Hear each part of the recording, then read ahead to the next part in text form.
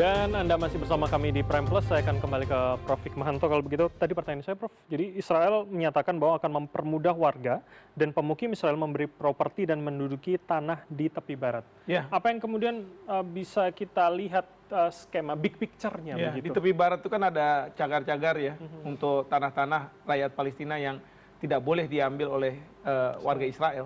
Karena kalau diambil, dibeli jadi pemukiman.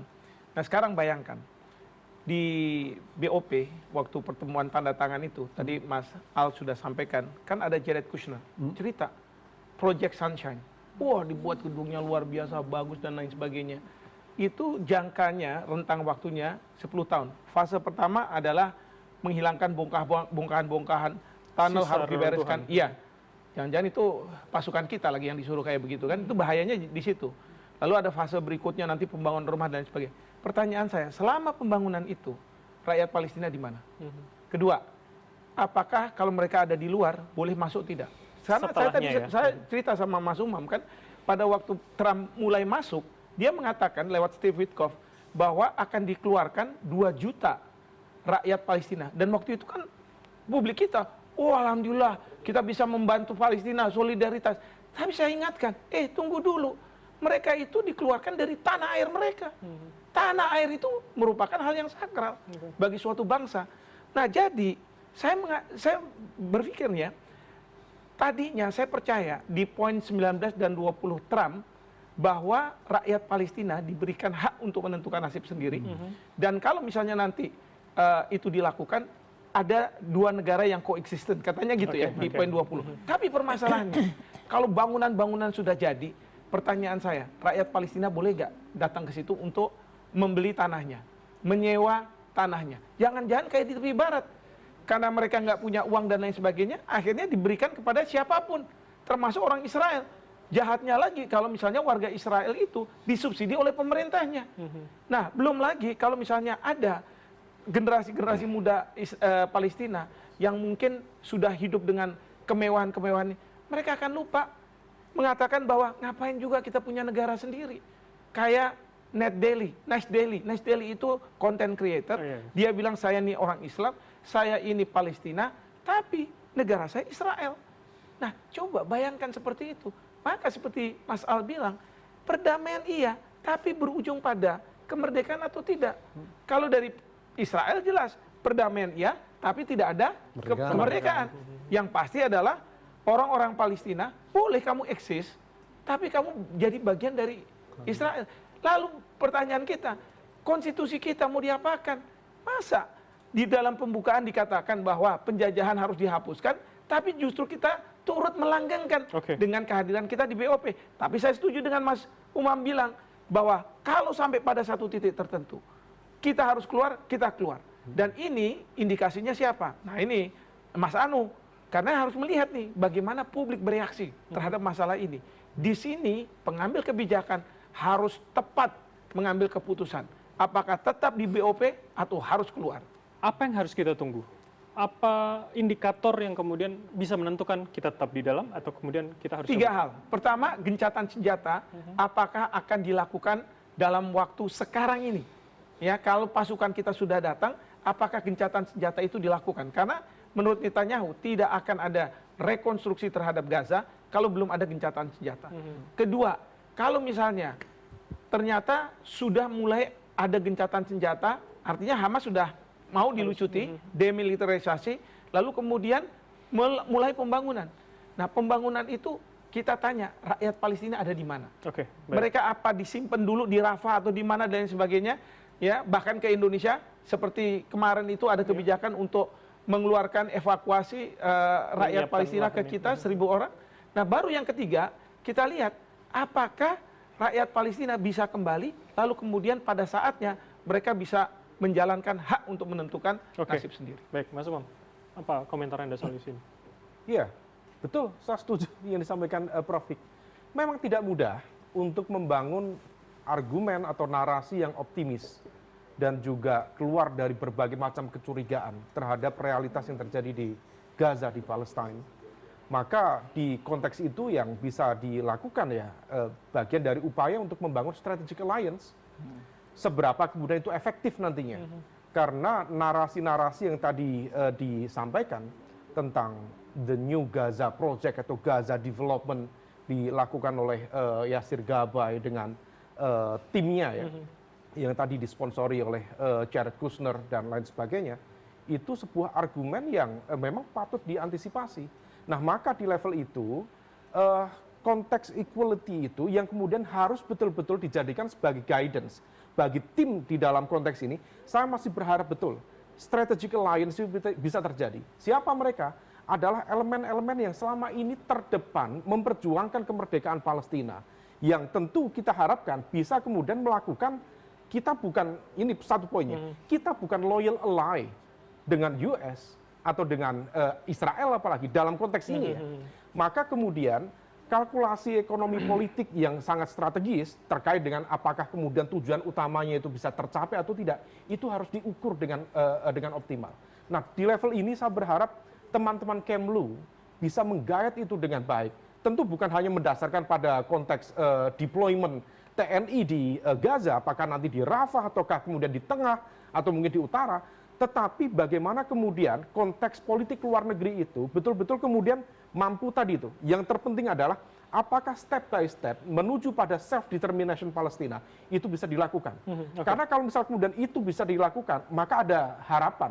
Meskipun ya kita tidak bisa memaksa. Artinya begini, satu poin yang utama, mau Netanyahu seperti apa, dia tidak ingin Palestina merdeka. Tapi di saat yang sama, Hamas juga tidak ingin yang namanya kemudian Israel mendapatkan political acknowledgement, sovereignty acknowledgement dari masyarakat dunia. Artinya apa? Ini dua-dua ini, mereka itu pada satu posisi unilateral. Unilateral dalam arti mereka tidak mau menggunakan logika two-state solution. Mereka ininya zero-sum game. Nah, ini yang kemudian kita berharap, mari kita dudukkan dengan harapan tetap ada ruang eksistensi bagi Palestina. Oke, terlalu dini tidak kalau saya menanyakan, kita perlu kasih deadline. Kapan kemudian kita bisa melanjutkan atau kita ambil sikap begini, kalau deadline memang tidak mudah, tetapi roadmap tadi memang perlu dipikirkan. Ini stepnya apa? Kalau misal kemudian waktu barangkali butuh negosiasi, karena confidence building itu tidak mudah. Apalagi dalam sebuah ruang konflik yang praktis sudah 1 abad ini.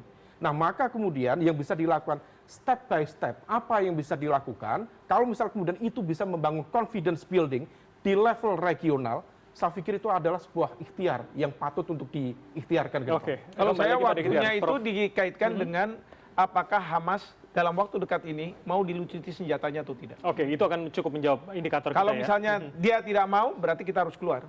Baik, tahan dulu Bapak sekalian.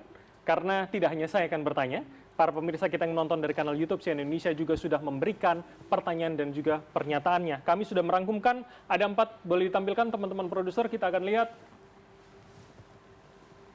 Dari Mumu_Panjaitan pembukaan Undang-Undang 1945 sudah jelas menghapuskan penjajahan, bukan mendanai administrasi transisi di bawah kendali negara pendukung penjajah. Kita geser ke statement yang lain. Dari Austo Asis, otoritas yang Dewan Keamanan diberikan untuk misi seperti BOP sudah terjadian biasa, misalnya dalam otorisasi DK kepada Regional Organization disambut NATO untuk Libya. Kita geser ke berikutnya. Dari Ananda Ruli, yang dapat proyek bangun gedung di Gaza itu perusahaan-perusahaan raksasa dan juga sekutunya, kita paling cuma jadi donatur yang bayarin upah buruh mereka. Kita geser lagi. Muhyiddin Alayun, Jerman dan Jepang saja yang ekonominya jauh di atas kita mikir 2 kali buat setor segitu.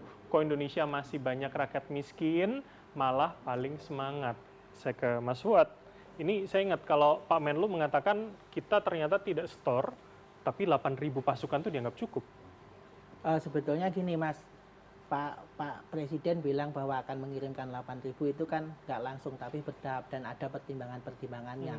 Kita juga bisa melihat kembali bahwa ISF itu sendiri, terus board office itu sendiri itu kan munculnya nggak tiba-tiba, itu kan dari proses panjang. Indonesia kan menjadi co-chair working group yang 8 itu yang deklarasi New York, setelah itu kan itu juga setelah itu dilanjutkan BOP yang dari UNSC 2803, setelah itu Indonesia bergabung juga. Jadi ada kaitan-kaitan yang sangat terkait di situ. Dan Indonesia kan udah menyampaikan melalui Pak Presiden, Pak Menlu, dan juga dari banyak pemerintah juga menyampaikan bahwa ada guideline ketika bertemu dengan banyak tokoh-tokoh masyarakat, dengan Menlu dan pakar luar negeri, bahwa Indonesia itu kan ada guidance yang akan dilakukan dan itu akan dikawal terus. Yang pertama itu kan menuju two state solution, terus yang kedua melindungi masyarakat sipil di Palestina, dan terus yang ketiga itu juga menganggap bahwa Dewan ini BOP itu harus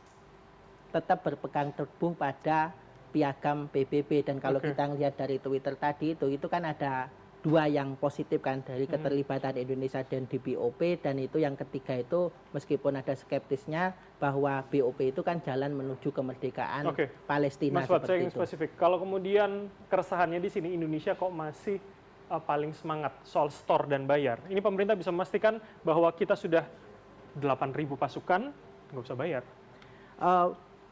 Pak Menlu kan udah mengatakan bahwa Indonesia sampai saat ini belum mengeluarkan spesial fund untuk anggota itu, dan nanti itu kan bisa dipertimbangkan ulang jika nilai-nilai dan guideline itu dilanggar oleh BOP. Dan itu kan sudah disampaikan berkali-kali bahwa ketika BOP itu melanggar bahwa tidak sesuai dengan tujuannya, setelah itu BOP tidak melindungi rakyat Palestina, dan BOP itu melanggar piagam PBB, Indonesia kan mempertimbangkan untuk mempertimbangkan ulang. Tapi kan mempertimbangkan ulang nggak perlu yang tadi disampaikan Mas Umam, kita kan susah memakai deadline itu, tapi kan kita terus-menerus membuat roadmap.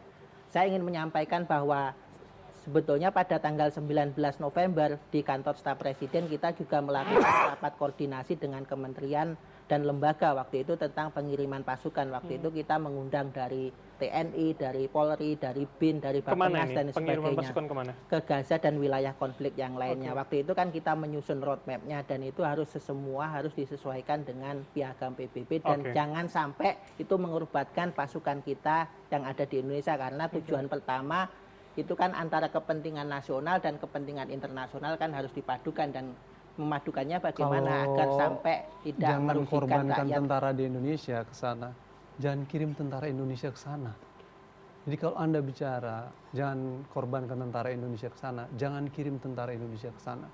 Negara-negara Arab saja tidak mengirim pasukannya ke Gaza. Kenapa? Karena mereka tahu ada battlefield yang harus dihancurkan, yang menjadi konflik killing zone, namanya Rafah, dan itu menghadapi Hamas. Di once time Anda kirim pasukan di sana dalam konteks demilitarisasi ataupun rekonstruksi, tentara akan berhadapan dengan itu. Potensial besar akan terjadi di situ. Kenapa Israel menggunakan Indonesia dalam konteks ini? Ya emang mereka ingin menggunakan Indonesia dimanfaatkan dalam konteks menghadapi Hamas tadi itu. Dan saya tambahkan lagi, jangan sampai kita bangga bahwa tentara kita bisa menginjak kaki di Gaza yang selama ini tidak bisa. Karena apa? Tujuannya adalah menggantikan posisi IDF dalam menghadapi Hamas, dan itu sangat berbahaya. Jadi kita harus pastikan betul bahwa itu tidak terjadi. Jangan sampai nabok nyilih tangan, nabok orang tapi pakai tangannya TNI kita.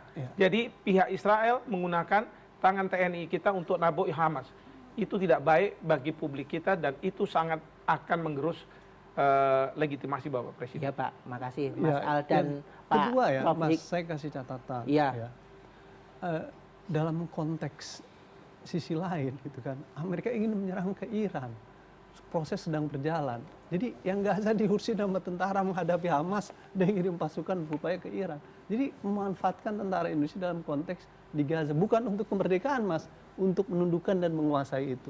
Nah yang kedua, yang ketiga saya ingin bilang bahwa sikap politik kita itu adalah kemerdekaan Palestina.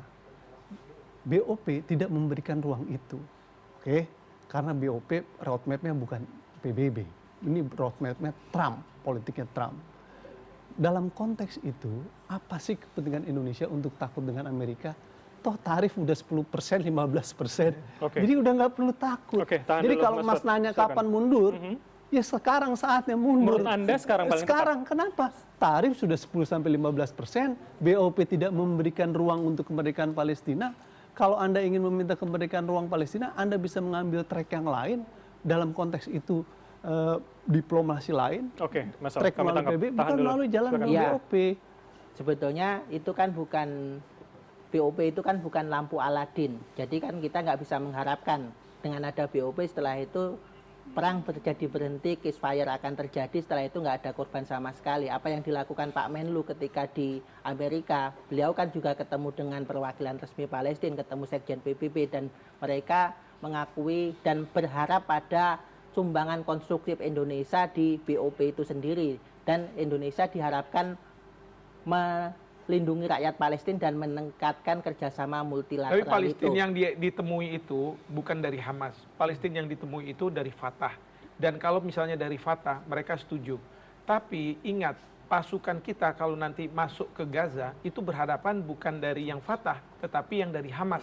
Kalau misalnya tidak mendapatkan persetujuan dari yang Hamas, artinya apa? Kita punya potensi untuk berhadapan-hadapan dengan Hamas.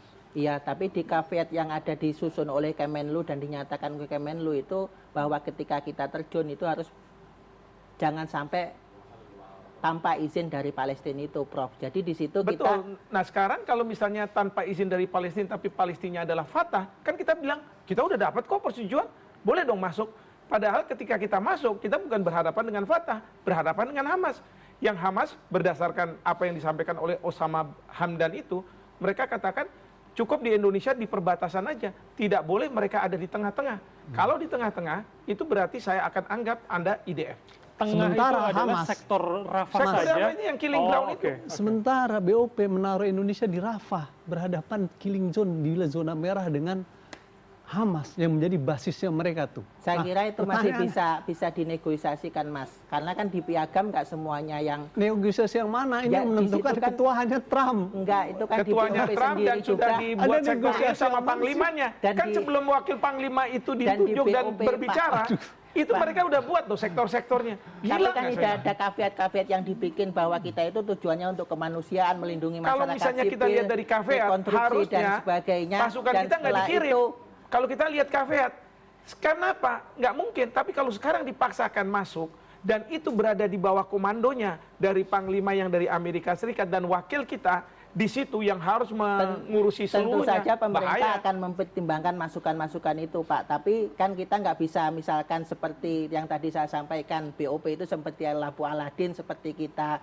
ikut nongkrong di warung, setelah itu ya udah kalau nggak setuju setelah itu kita keluar aja. Semuanya kan harus ada diskusi, ada kompromi, ada negosiasi, dan ada Mas Fuad, di dalam piagam BOP, negara anggota boleh mengundurkan diri. Iya, dan emang itu nggak pasti boleh. melanggar. Iya, dan itu silakan. kan udah disampaikan Pak Presiden Bah, juga betul. ketika ketemu dengan Ormas dan Ya ketemu udah dengan mundur aja, pakar. karena nggak ada ruang dalam BOP untuk memerdekakan Palestina. Itu proyek ekonomi bisnisnya Trump saja. Oke. Yang kedua adalah BOP juga merupakan wahana kontrolnya Trump tuh dalam konteks di sana gitu, dan menggunakan tentara Indonesia, Oke, baik, memanfaatkan Bapak-Bapak. tentara Tahan dulu, Indonesia. kita akan jeda senak. Pemirsa, tetaplah bersama kami di Prime Plus.